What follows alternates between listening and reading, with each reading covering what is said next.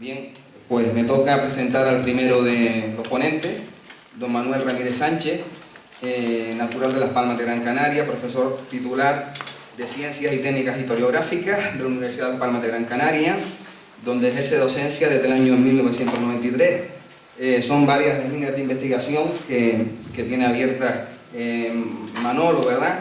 La epigrafía hispánica de época antigua, la historiografía de la arqueología y la epigrafía en España, la historia de la cultura escrita en Canarias en época moderna y contemporánea, entre algunas más.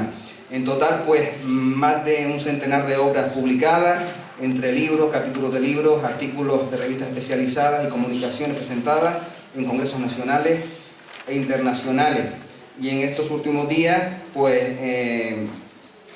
ha estado muy presente en los medios de comunicación, ¿verdad?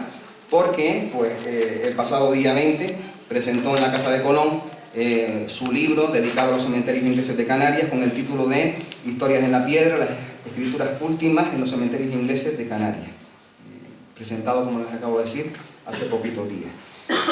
Bueno, valores más que sobrados para que esté aquí acompañándonos, pero aparte de todo eso, Manuel Ramírez Sánchez es un buen amigo, ¿verdad? Por eso está aquí, es buena gente también.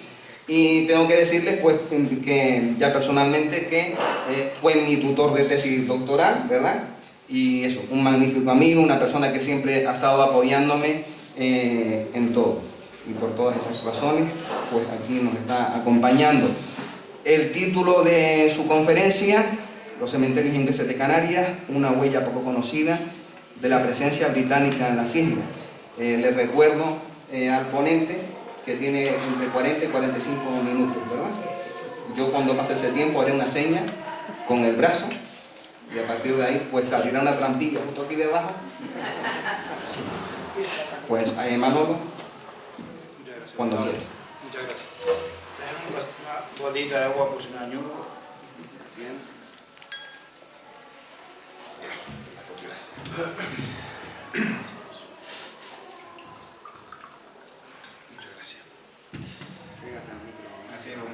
Perfecto, pues se oye, ¿no? Muy bien.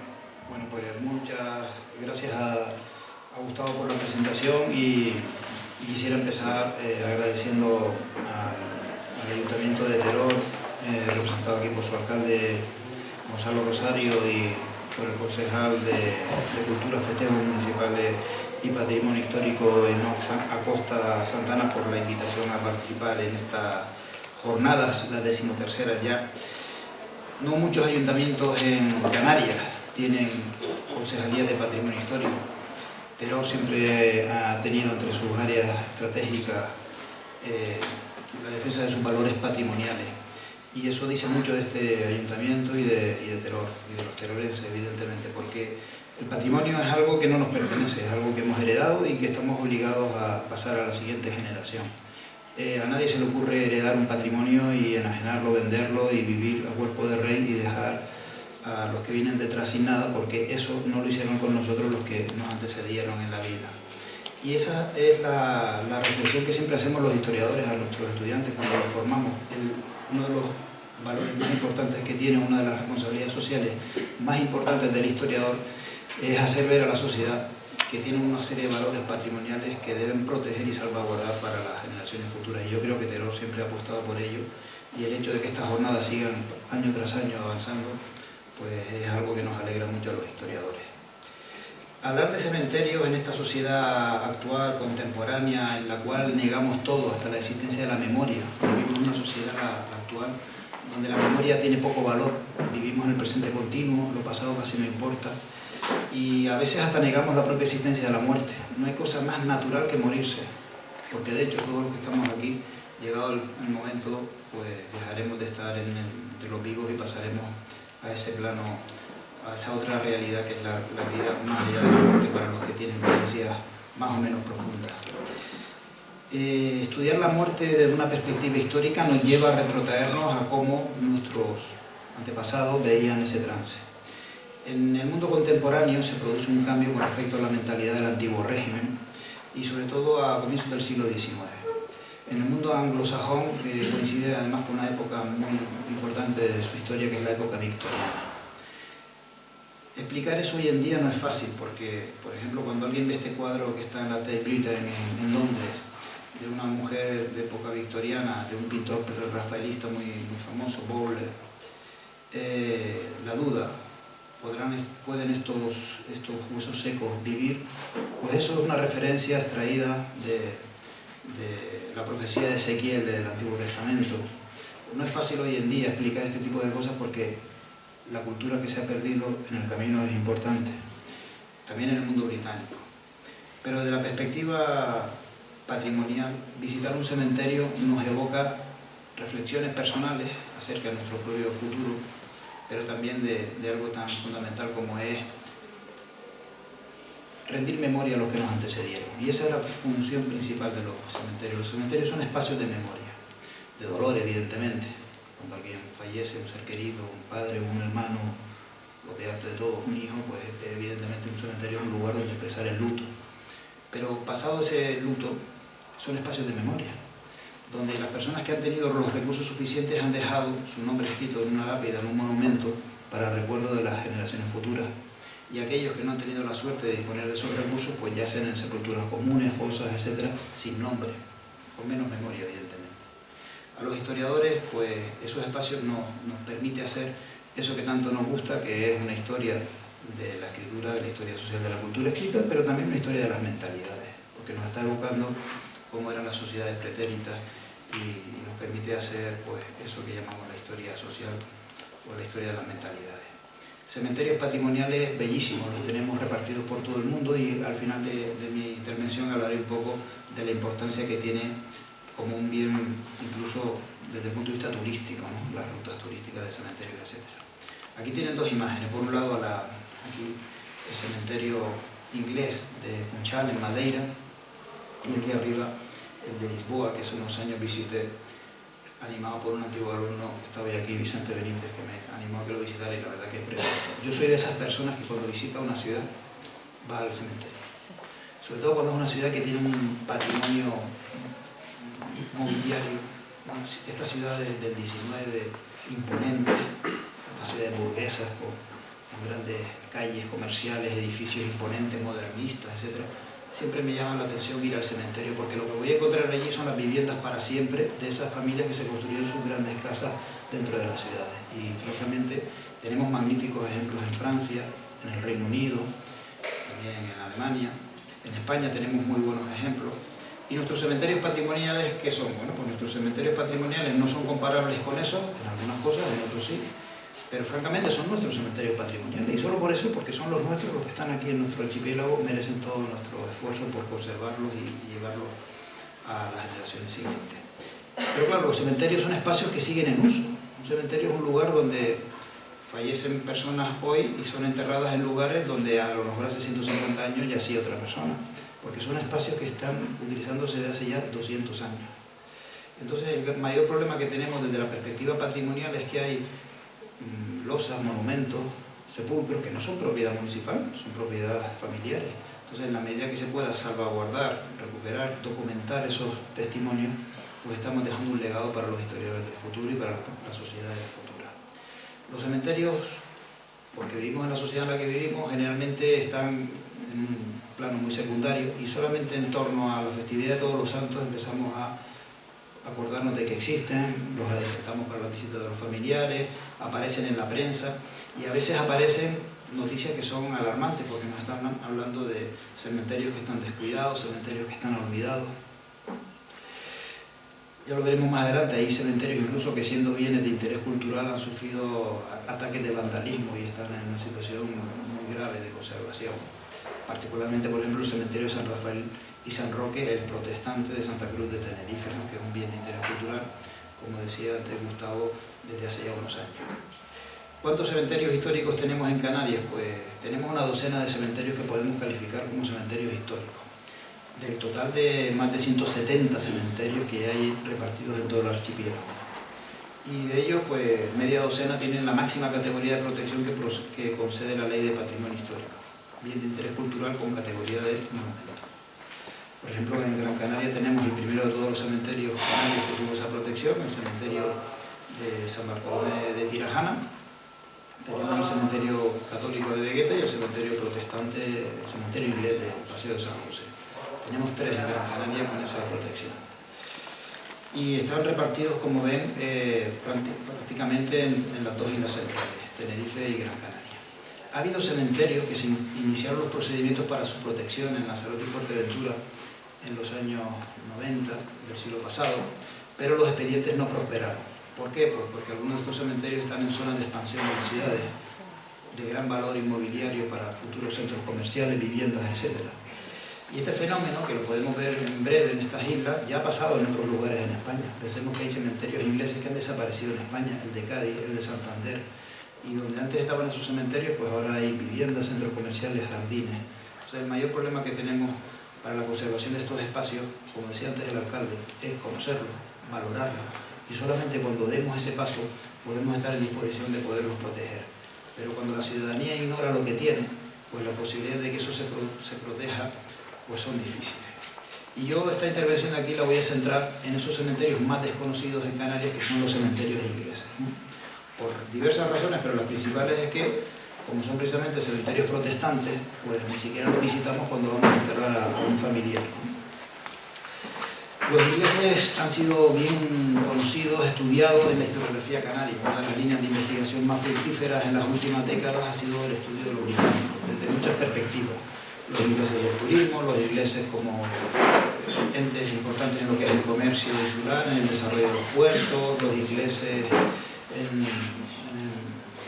desde todas las perspectivas. Pero desde la que a mí me interesa es la que menos se ha estudiado, ¿no? El estudio de los cementerios ingleses, ¿no? Que es un tema que desde hace unos años me ha venido interesando. Los ingleses forman parte de nuestra historia desde el antiguo régimen, porque Canarias siempre ha sido un puente de comunicación entre continentes y siempre ha habido presencia de ingleses, sobre todo de holandeses, de alemanes, vinculados sobre todo al comercio, al intercambio comercial, etc. Pero el desarrollo fundamental se produce en el siglo XIX con las comunicaciones por mar, los vapores, las comunicaciones que hacen que en cuestión de días pues haya una comunicación entre las islas con la península ibérica y con otros puertos de Europa y fundamentalmente con el Reino Unido. En esa época empiezan a hacerse incluso guías dedicadas a los turistas ingleses que empiezan a visitar nuestras islas, y los ingleses pues forman parte ya de nuestra identidad como pueblo desde esa época. Tenemos testimonios fotográficos pues, de los ingleses participando en las obras de construcción del Puerto de la Luz, expediciones y excursiones del Club Inglés por la isla. Y en esa época, pues Las Palmas de Gran Canaria es una de las ciudades más populosas del archipiélago, gracias al desarrollo experimentado a partir de la construcción del Muelle de la Luz, del Puerto de la Luz, que hace que sea un motor importante económico para el desarrollo de la isla. Y en ese contexto, pues familias inglesas, por todos conocidos, como los Miller. Los Miller para nosotros, la calle Thomas Miller, para los ingleses Thomas Miller, y su familia, que forman parte de la historia de esta isla y de esta ciudad. Vamos a ir viendo a lo largo de esta exposición esos espacios de memoria de los ingleses y cómo lo van desarrollando y lo van protegiendo. El más antiguo de todos es el cementerio del Puerto de la Cruz, hoy en día antiguamente Puerto de la Orotava. Hasta hace unos años creíamos que el cementerio inglés del Puerto de la Cruz se había iniciado su historia en el siglo XVIII. Eso ya de por sí es una fecha muy antigua. Lo convertía en el cementerio inglés más antiguo de toda España. Pero en los últimos años hemos redescubierto cosas que se habían publicado hace años y que habíamos olvidado que existían, y se han encontrado incluso testimonios inéditos, nuevos, de documentación de archivo. La semana pasada el historiador de la Universidad de La Laguna, Francisco Fajardo, me hacía ver que tiene un prólogo a una edición que va a salir ahora, donde da testimonio de lápidas incluso que se supone que estuvieron realizadas en el siglo XVII en el antiguo cementerio de la Orotava. El cementerio inglés de la Orotava lo conocen los chicharreros como la chercha. La chercha es un término más de esos que los canarios hemos adoptado a nuestro vocabulario procedente del inglés. El inglés es churchyard, que es como los ingleses llaman a ese cementerio pequeñito que está pegado junto a la iglesia. De tal manera que dentro del ideario de los habitantes del antiguo puerto de la Orotava y puerto de la Cruz, aquel lugar donde los ingleses enterraban a sus muertos era la Chercha. Y está situado hoy en día muy cerca de lo que es el Peñón, en una parte de lo que en su momento en el siglo XVII era lo que era la periferia del núcleo, muy cerca de donde luego se construyó el cementerio católico, que es este que tienen aquí. El cementerio inglés del puerto de la Cruz es, por tanto, el más antiguo de España, el más antiguo de todos los que tenemos en Canarias, junto al cementerio católico que tienen aquí, y está situado más cerca de lo que era el núcleo originario de la villa, precisamente porque fue más antiguo que el cementerio municipal. La mayoría de los cementerios que se construyen en Canarias fuera de las ciudades son de comienzos del siglo XIX. ¿Por qué? Pues porque a finales del siglo XVIII, durante el reinado de Carlos III, se prohíbe que se sigan enterrando personas dentro de las murallas de las ciudades y dentro de las iglesias, por razones fundamentalmente higiénico-sanitarias. De tal manera que se empiezan a construir los cementerios extraurbanos fuera de las portadas de las ciudades, y esos son la mayoría de los cementerios históricos que tenemos en Canarias. El cementerio inglés del puerto de la Cruz está hoy en día en pleno recinto, en plena ciudad turística, de la manera que no es fácil incluso localizarlo, porque no hay identificaciones para llegar a él, y está metido dentro del propio complejo de la ciudad. Cuando uno entra a través de un estrecho callejón, lo que se encuentra es una puerta de ingreso que da una fecha equivocada, la que tradicionalmente se creía, la de 1757, y lo que ve en su interior pues, es la foto actual de un cementerio que todavía está en uso.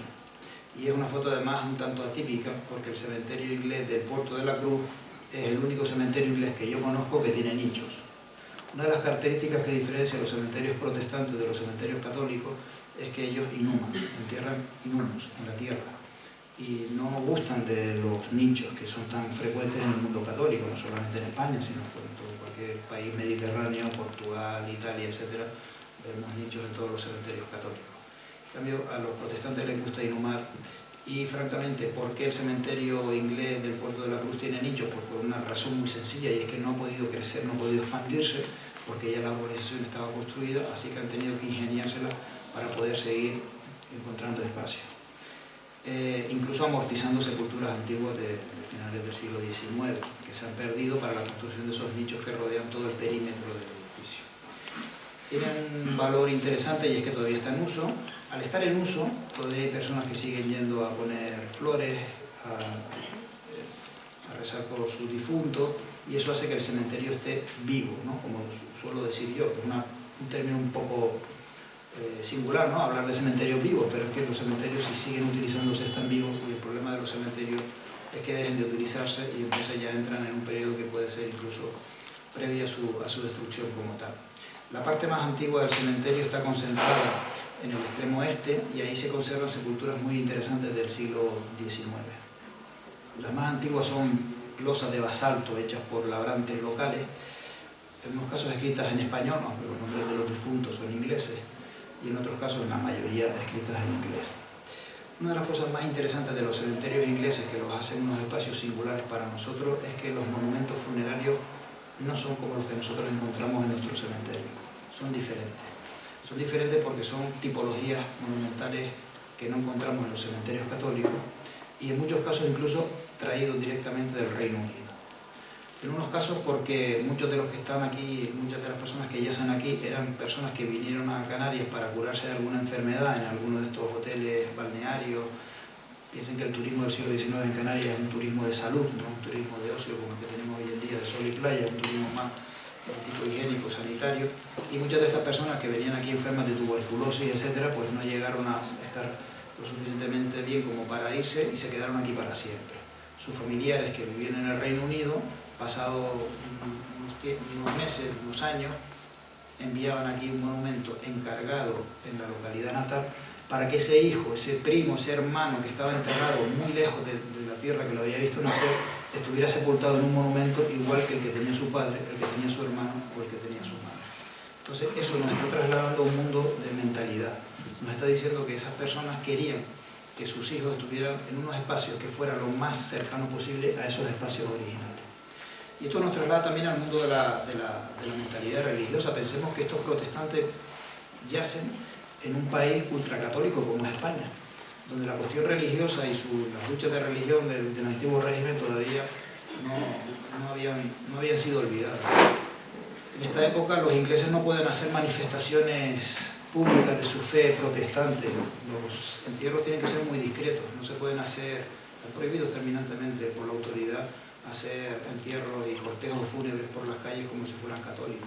Entonces, para los protestantes, los espacios donde tienen, donde pueden comportarse como si estuvieran en casa, su pequeña Gran Bretaña, son la iglesia anglicana, su casa y su cementerio.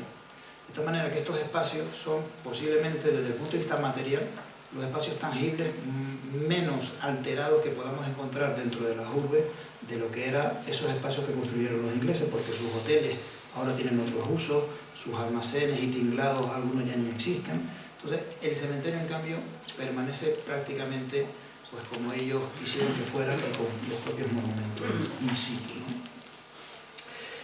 Esta cruz céltica, por ejemplo, traída directamente de Irlanda. ¿Por qué? Pues porque quien yace aquí es irlandés y el monumento pues viene de Belfast.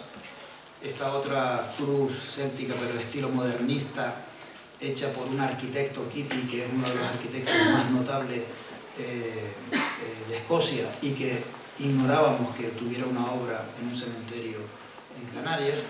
Entonces, digamos que el trabajo que hemos hecho en los últimos años ha sido documentar todo este patrimonio epigráfico monumental desconocido, porque evidentemente no son grandes monumentos que interesan a veces a los historiadores del arte, no tienen escultura, no son mausoleos hechos por arquitectos, son monumentos más modestos, forman parte de esa digamos, monumentalización de la muerte del siglo XIX, más de clase media, no es de la alta burguesía ni de la nobleza, pero que tienen también un extremo valor. Piensen que este lettering que dicen los ingleses, esta tipografía con estas letras de inspiración céltica, no la vamos a encontrar en un cementerio católico. Estas letras son genuinamente elaboradas por una mano escocesa y en Escocia o en Irlanda. Y no hay artesanos canarios, pues sí que los hay, o residentes en Canarias, para ser más preciso. El más notable de ellos es Enrique Biotto. Enrique Biotto es un marmolista italiano que se instala en las islas a mediados del siglo XIX y que procede de Italia, conoce el arte, el oficio del mármol. No ha llegado a Canarias directamente, sino después de unos años de estancia en Andalucía, y cuando se instala aquí ve que hay un mercado, que podríamos decir, y hay una posibilidad de establecerse y de vivir del oficio de marmolista. Y establece uno de los talleres marmolistas más notables de las islas. La producción de Enrique Biotto ha sido muy desconocida. De hecho, hay catálogos de bienes de ayuntamientos donde nadie había reparado hasta ahora que la isla W, que están en esas lápidas colocadas en la ermita de la Casa de Colón o en la casa natal de Pere Galdós, pues no eran anónimas como se han catalogado, sino que son de Enrique Biotto.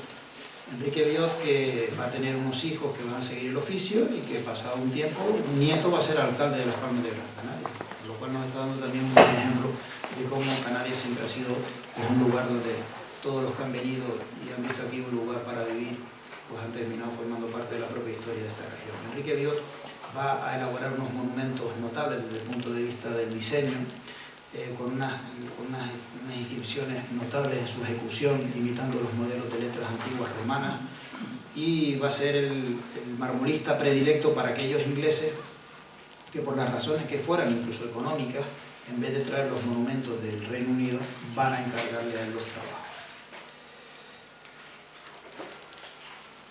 Si nosotros hacemos una lectura de los epitafios como hemos hecho, pues podemos observar que hay elementos que nos alejan un poco de la mentalidad católica.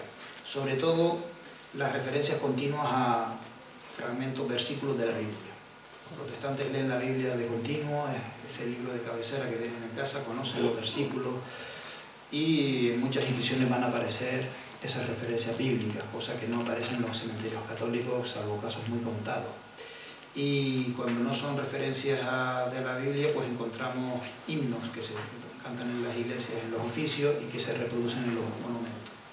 Los colegas del Reino Unido que están trabajando estos temas tan singulares, porque aquí en España pocas personas hay que se hayan dedicado a esto, pues están incluso haciendo análisis desde el punto de vista de las modas, que durante toda la época victoriana y hasta el periodo inmediatamente posterior a la Primera Guerra Mundial, hay con respecto a los usos de esas referencias bíblicas en los epitafios, porque hay modas, hay elementos que dejan de utilizarse pasadas unas fechas, etc.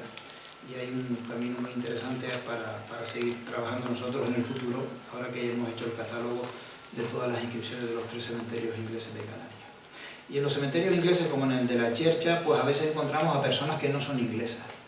Por ejemplo, este médico español, José Martínez y Esquivel, que por ser masón no se le permitió ser enterrado en el cementerio católico y fue enterrado en el cementerio protestante.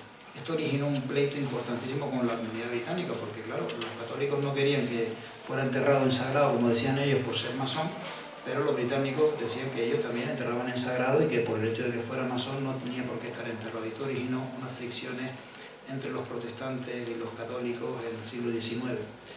Y es una sepultura que cuando alguien va a los cementerios buscando simbología masona, identificando masones, que esto es algo que a veces pues sabemos que hay gente que le gusta ir a los cementerios a ver si encuentra masones a través de elementos iconográficos de la sepultura, pues aquí no encontramos ningún elemento iconográfico y es un masón bien conocido y además, entre otras cosas, por las circunstancias de su entierro que fueron muy notables.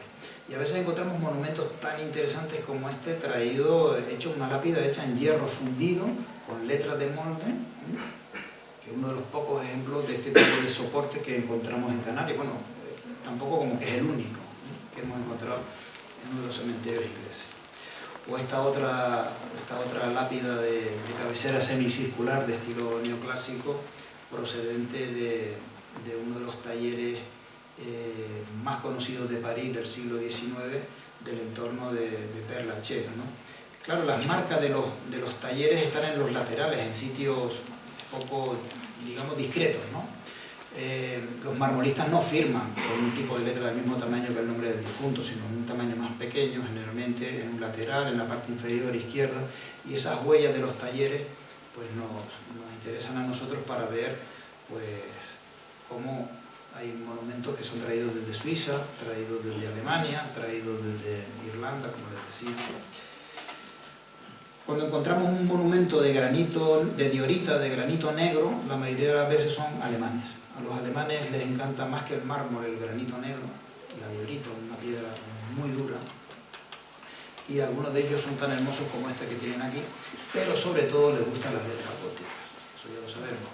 A los alemanes les encantan las letras góticas, todavía hay cabeceras de diarios alemanes con esas letras, ¿no?, en su tipografía. De tal manera que a veces puede ser dificultoso hasta leerlas, ¿no?, porque no está habituado el ojo de un visitante común de estos espacios a leer letras góticas minúsculas, sobre todo si no se conservan bien. Este ejemplo que les he puesto aquí se lee perfectamente y por eso se los he puesto.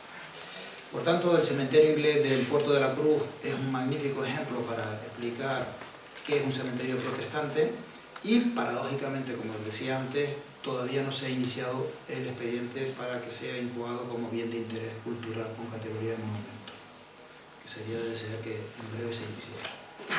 Dejamos atrás Santa Cruz de Tenerife por un momento y damos el salto a la isla de Gran Canaria.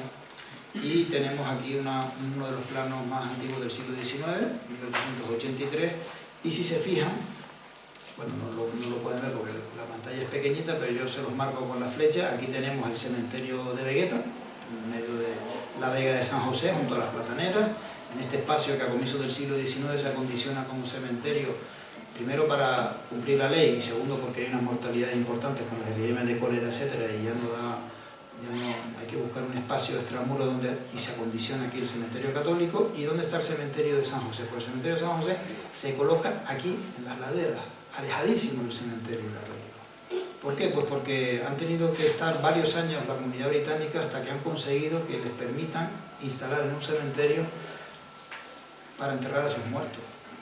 ¿Dónde eran enterrados anteriormente? Pues donde podían, en la playa, en la arena, lejos de la vista de los católicos para no ofenderles. Claro, esto para estas personas en el siglo XIX pues era ya algo que debía de alguna manera arreglarse. Y se arregla permitiéndoles comprar unos terrenos, pero muy alejados de la vista para que no hiera las sensibilidades religiosas. Aquí tenemos una foto antigua del fondo de la FEDAC con el cementerio de San José, perdón, del cementerio de Vegueta, en medio de las plataneras de la Vega de San José.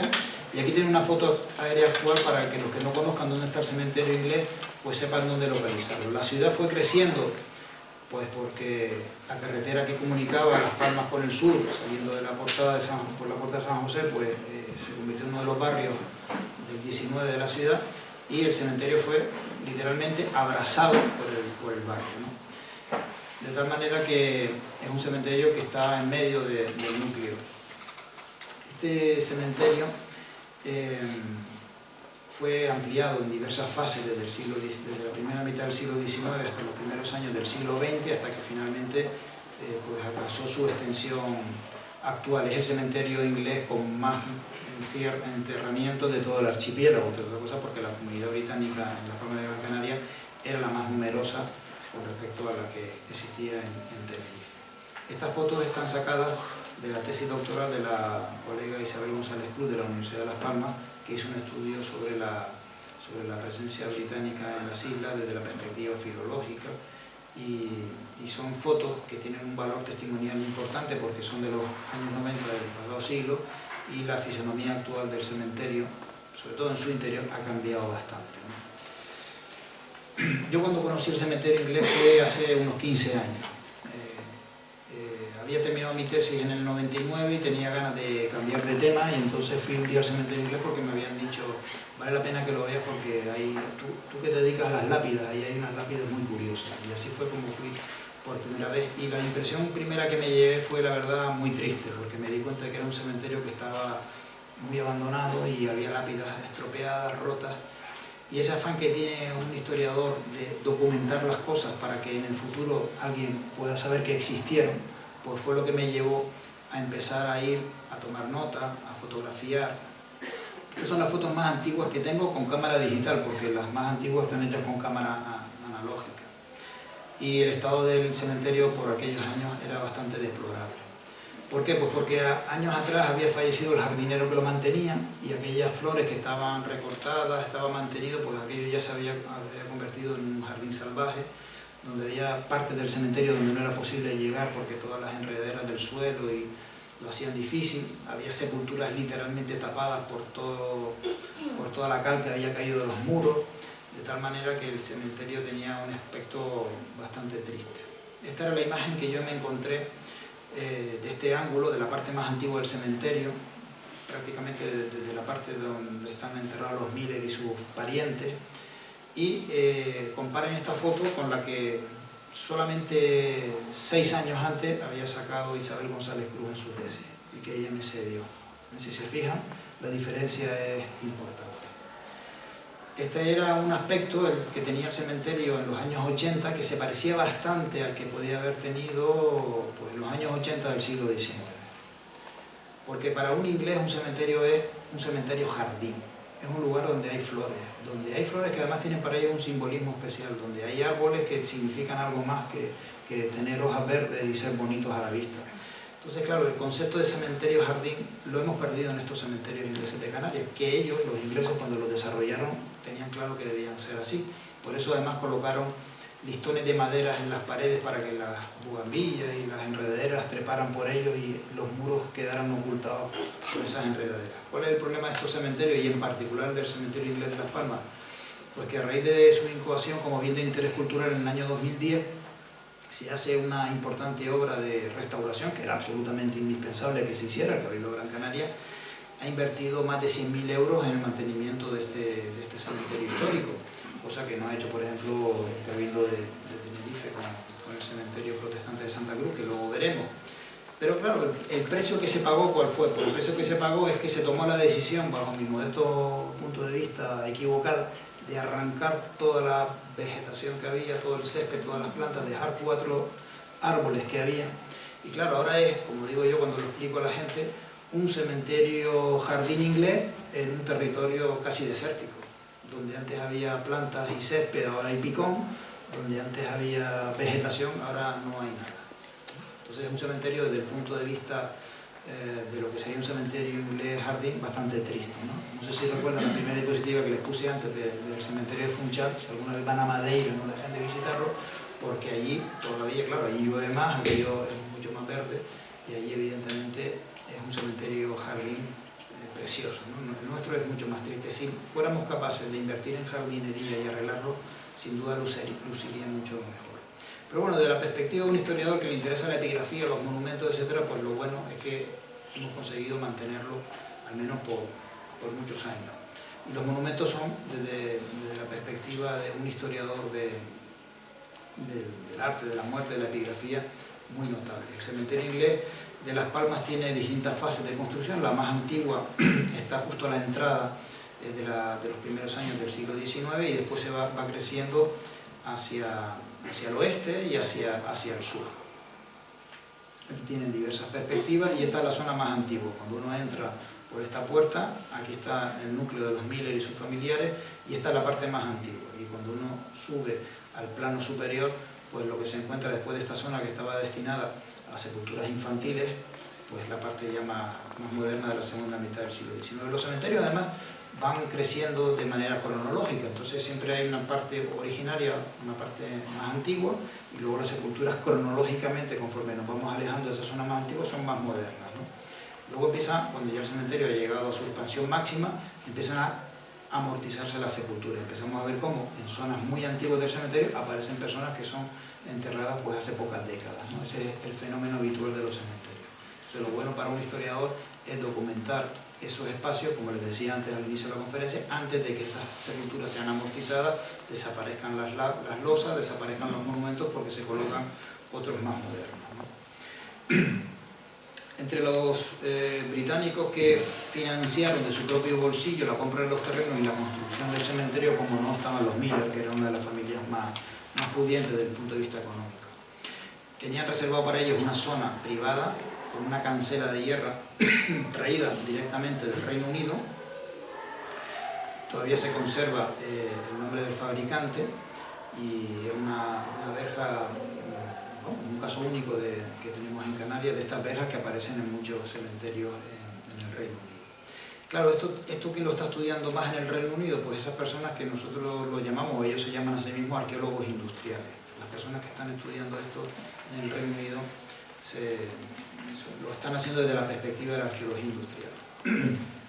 Entre los monumentos más antiguos que tenemos en el cementerio inglés de San José, tenemos lápidas de 1835, 36, 37, con un mestizaje, como este que tenemos aquí, mármol, letra capital cuadrada, letra cursiva inglesa, pero piedra de cantería hecha por manos de labrantes locales y con nuestros basaltos de aquí. De tal manera que tenemos esa hibridación preciosa, como los monumentos de pared, como los que encontramos en Vegueta o también en el cementerio de San Rafael y San Roque, en el cementerio histórico de la Orotava, pero escritos por manos inglesas con lápidas traídas de fuera y encastradas en esos soportes hechos aquí en fábrica por labrantes canarios. Pero, por ejemplo, Thomas Miller, cuando tiene que honrar la memoria de su esposa y de sus hijos fallecidos por la epidemia de cólera de 1851, no recurre a artesanos locales, se trae el monumento entero de Aberdeen, de Escocia. ¿Y por qué? Pues porque él es escocés y él quiere que su familia esté enterrada en un monumento hecho en Escocia por manos escocesas, como si ese fuera un pequeño espacio de su Escocia, pero en tierra canaria. Pero cuando uno lee los epitafios se da cuenta de que lo hace con cierto orgullo de pertenencia ya a esta tierra. Muchos de estos primeros ingleses del 19 enfatizan en los epitafios que son comerciantes en esta ciudad desde hace X tiempo. Incluso luego más adelante, cuando Thomas Miller fallece y se coloca su monumento funerario delante de este que estaba dedicado a su esposa y a sus hijos que fallecieron antes que él, se menciona explícitamente cuántos años de establecimiento en la ciudad de Las Palmas de Gran Canaria tenía Thomas Miller, para dejar claro que él no era un inglés que había muerto aquí porque estaba alojado en el hospital o que había fallecido en un hotel, sino que era alguien que estaba establecido aquí en las islas, ¿no? Ese orgullo pertenencia ya o de establecimiento en esta tierra. Los tipos de letras que encontramos aquí son los mismos que encontramos en las inscripciones en el Reino Unido, letras capitales de palo seco, más o menos anchas. Estos textos no están hechos en Canarias, están hechos en este caso en Aberdeen. Esta es la sepultura de Thomas Miller y aquí lo tienen, ¿no? Falleció el día 23 de abril de 1885 en las Palmas de Gran Canaria después de haber residido durante 68 años en esta isla, casi nada, ¿no? Como diciendo, no soy alguien que estaba aquí de paso. Al lado hay un monumento interesante de un cuñado suyo, de Alexander Cochrane, que falleció unos años antes y que está hecho en latín. Hay veces que los ingleses, en vez de recurrir al inglés como lengua para escribir sus epitafios, utilizan el latín. También a veces lo encontramos en algunos cementerios católicos, pero es muy poco frecuente, ¿no? Entonces, claro, lo que hemos hecho en el catálogo es, pues como ya no todo el mundo sabe latín y sabe lo que dice ahí, pues hacer la transcripción de esos monumentos, ¿no? Y esta es la lápida más antigua que se conserva, consagrada a Mary Vedran, que es una esposa de James Swaston, otra de las familias que financia el cementerio inglés en el siglo XIX, comerciante en este lugar, que falleció el día de Navidad del año de 1835, cuando tenía tan solo 21 años de edad. Hay monumentos muy interesantes como este que está en este rincón, con unas letras y unos monumentos traídos desde Escocia también, con unos tipos de letras de inspiración céltica que no son frecuentes. Esta tipografía no la vamos a encontrar nosotros en un cementerio católico en Canarias. ¿Por qué? Pues porque este tipo de letra es absolutamente ajeno a nuestra forma de entender la escritura de los epitafios. El problema de estos monumentos hechos en piedra arenisca muy fina es que posiblemente no sobrevivan 100 años más. Si le damos la vuelta por detrás y lo miramos por la parte de atrás, vemos cómo los monumentos se están degradando, literalmente se están descomponiendo. De tal manera que estos monumentos, que si hubieran estado colocados dentro de una iglesia, podrían haber sobrevivido siglos, al estar a la intemperie, sometidos a la humedad, a la contaminación también, como no, de los agentes atmosféricos, pues se van a ir degradando. Entonces les voy a ir haciendo un recorrido un poquito rápido para no aburrirles. Monumentos traídos también del Reino Unido como este, de un académico de Oxford, que falleció aquí pues, en un hospital recuperándose una enfermedad. Personas que iban en barcos que fallecían en medio de la travesía, como esta mujer que iba en el SS Ulises y que falleció en medio de la travesía, y el primer puerto donde atracó pues, fue enterrada. Cuando el puerto estaba cerca se le enterraba y cuando estaba demasiado lejos pues se tiraba por la borda, como ustedes imaginan. Hay una inscripción muy graciosa de esta persona que dice que murió mientras estaba de vacaciones, ¿no? While on holiday, ¿no? En Las Palmas en 1936. Y luego incluso una sepultura tan modesta como esta cruz de madera de teca, que prácticamente pasa desapercibida porque no es de mármol, no es monumental, pues tiene una historia detrás. Este es un marinero de un buque de la Marina de Guerra británica, el HMS Hood, que falleció de una enfermedad cerca de las costas, fue enterrado aquí, y luego el buque fue hundido por el Bismarck en la Segunda Guerra Mundial, y el hermano de este marinero Nicholson está, el pobre de él, en el fondo del Mar del Norte, de tal manera que la madre en el lapso de pocos años perdió 2 hijos, uno ya sea aquí y el otro pues está en el Mar del Norte. Y luego inquilinos notables, aunque para la comunidad británica no sea precisamente uno de los personajes de los cuales se puedan sentir más orgullosos como inquilinos del cementerio inglés de Las Palmas, la fundadora de los fascistas británicos. Una persona que fallece en 1935, viene aquí a recuperarse pues, de sus problemas con adicciones de las drogas, alcoholismo, etc. En 1935 ya los ingleses tienen claro que va a haber una guerra con Alemania de forma inminente, y esta mujer fallece, pero su familia utiliza su epitafio como un espacio último de autorrepresentación, porque es el valor que para mí como historiador de la escritura me dan los monumentos. Un epitafio no lo escribe uno de su propio puño y letra, entre otras cosas porque no está en condiciones de hacerlo, obviamente. Hay ocasiones, sobre todo en el antiguo régimen, que se deja recogido en un testamento, quiero un epitafio que diga esto, etc. Pero la mayoría de los epitafios en esta época ya son hechos por la familia, pero se utilizan los espacios funerarios, los espacios de memoria, como les decía antes, como un elemento de autorrepresentación del linaje familiar en este caso. Y la familia, sabiendo que su hija había fallecido lejos de su Inglaterra natal y orgulloso del pasado, pues empieza el epitafio no hablando del nombre de la hija, sino del nombre del abuelo, las medallas del abuelo que fue mariscal de campo, el del padre que también fue general, y después terminan hablando de la hija de Rota. A ver, ustedes no lo ven porque es pequeñito, pero yo que lo tengo aquí en la chuletita, les leo, porque de memoria no me lo sé, que fue comandante de una ambulancia de la Cruz Roja en la Primera Guerra Mundial en Serbia, que fue fundadora de los fascistas británicos y que falleció en 1935. Y aquí tiene una foto de la famosa inquilina del cementerio inglés de Las Palmas, que es posiblemente una de las más conocidas. Y en ocasiones podemos encontrar lo más triste que puede haber en un cementerio, que son sepulcros de niños, ¿no? Este es uno de los más conmovedores que hay en el cementerio inglés de Vegueta. Un niño de una familia que residía en la calle Sargento Llaga, cerca de las canteras, y que la sepultura es pues una cuna vacía con el nombre del niño en la cabecera y en la almohada pues una fórmula de estrellas de la Biblia, ¿no? De tal manera que esto pues, son las cosas que llegan más hondo o conmueven más cuando uno visita un cementerio, ¿no? Frente a esto, pues lo anodino de los cementerios contemporáneos, toda esta mentalidad, esta forma de representar la muerte ha pasado. Ya nosotros pues recurrimos o simplemente a no yacer nunca en un cementerio, y a que nuestras cenizas sean esparcidas en cualquier lugar, o simplemente unas lápidas muy, muy sencillas. Y ya terminando, el cementerio inglés del puerto de Santa Cruz de Tenerife, que se encuentra en un estado de abandono lamentable. Este es el cementerio católico de San Rafael y San Roque, y el cementerio inglés es este espacio pequeñito que está aquí a la izquierda. Fue construido pegadito al cementerio católico. Es uno de los pocos casos donde se construye, lo que pasa es que se hizo separándolo con una alta tapia. La entrada está cerrada y porque desde los años 60 del siglo pasado aquí no se entierra nadie, ni católico ni protestante. Y el estado es de abandono absoluto. Este es un cementerio donde durante unos años la gente del barrio se dedicaba a entrar por la noche a hacer botellón y a hacer fiesta. La policía tuvo que colocar cámaras de visión nocturna conectadas a la policía para que los desalojaran cuando había necesidad. Y no hay monumentos prácticamente en pie, está todo tirado. Este monumento que tienen aquí con forma de obelisco, del cónsul de Estados Unidos, que fue uno de los que financió la construcción en el siglo XIX, esta lápida que tienen aquí del cónsul Bartlett del Reino Unido, tirada y arrancada de su lugar.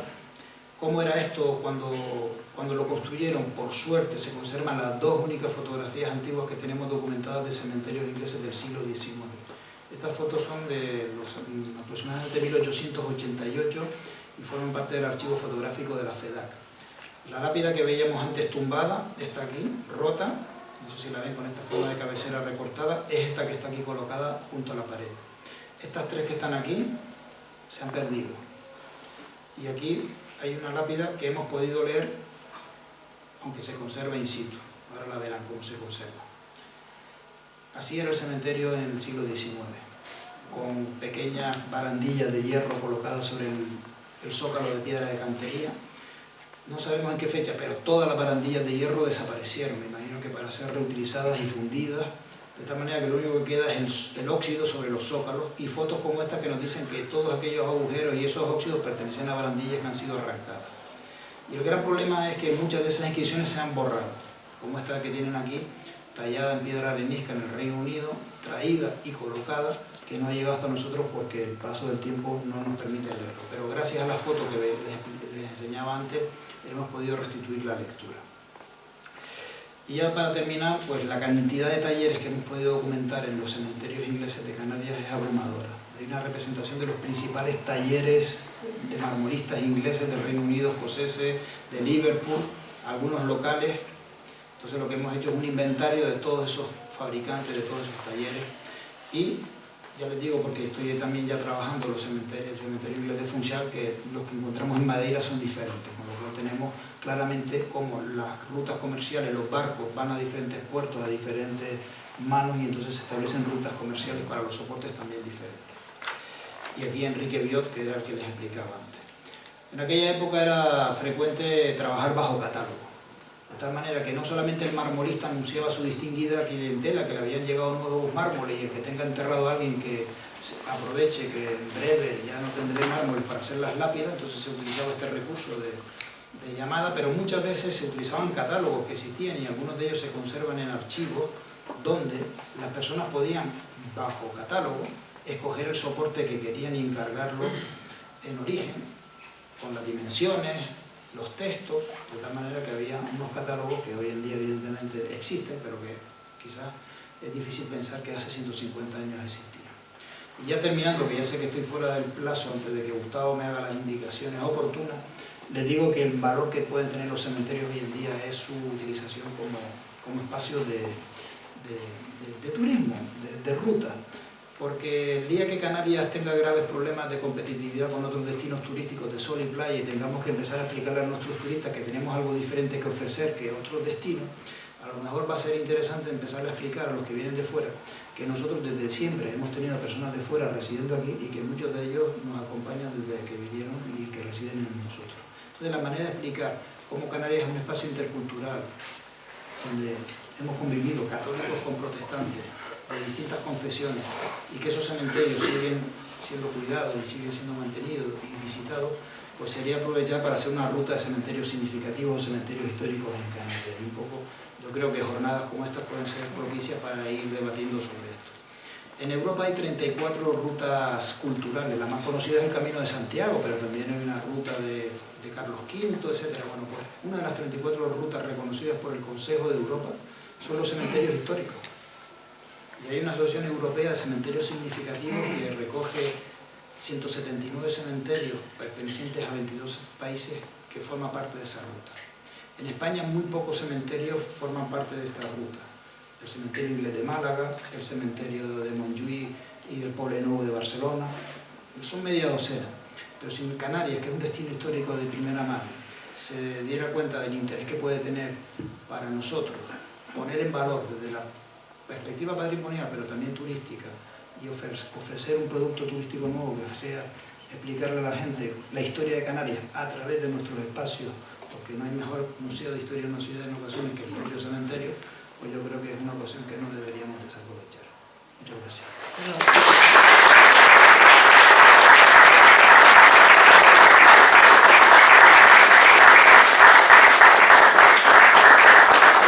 Victoria, el antiguo hospital inglés que conserva todavía el nombre siendo residencia, ahora no, pues o sea que es muy importante eso. Galicia, da gusto ver los cementerios de toda Galicia, la costumbre celta de cómo ponían en esas alturas. Muchas gracias, está precioso de ver esto. ¿Podemos preguntar? Sí, sí, claro. Me ha quedado una duda. Bueno, muchas cosas. ¿Cuándo se considera un cementerio histórico?